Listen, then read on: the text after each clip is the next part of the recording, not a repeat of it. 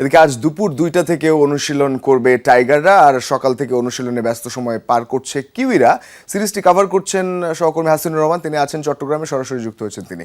হাসিনুর, গতকালকের আপডেট দেখছিলাম, যেভাবে শুরু হয়েছে রিপনের কথা বলছিলেন, এবং কিউইরা তো আজ সকাল থেকে অনুশীলন করছে, আপনি নিশ্চয়ই সেখানে আছেন এবং দেখছেন বাংলাদেশও দুপুরে অনুশীলন করবে।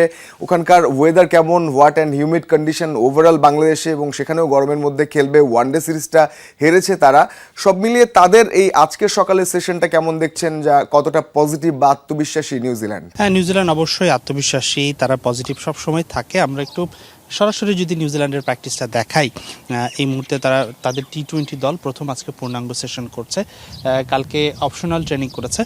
নিউজিল্যান্ডের এই দলটা তুলনামূলক অনেকটা ইনএক্সপিরিয়েন্স, আমরা সবাই জানি, এটা পুরনো খবর। টম লাথাম এবং ইশ সদি কালো চশমা পরে আছেন এই মুহূর্তে, অনেকে খেয়াল করেছেন কিনা, ক্যাপটা পেছনের দিকে দেয়া। ইশ সদি সবচেয়ে এক্সপিরিয়েন্স ক্রিকেটার এই দলের, তিনি সবশেষ টি-20 বিশ্বকাপের স্কোয়াডেও ছিলেন, এই অভিজ্ঞ স্পিনার।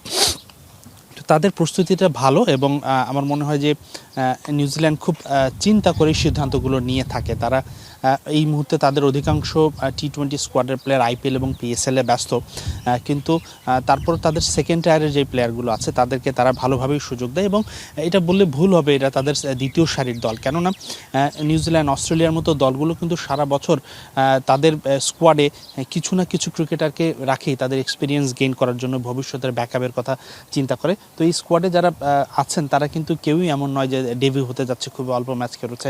তাদের ম্যাক্সিমামের আগে ডেবিউ হয়েছে ইন্টারন্যাশনাল ক্রিকেটে, এবং তারা প্রচুর অভিজ্ঞ, এবং তাদের ফিটনেস লেভেলটা এত ভালো। আপনি খেয়াল করে দেখবেন যে ঢাকায় যখন ওয়ানডে সিরিজ হয়, খুব সম্ভবত দ্বিতীয় ওয়ানডেতে নাজমুল হোসেন শান্ত কিন্তু ক্র্যাম্প করেছে।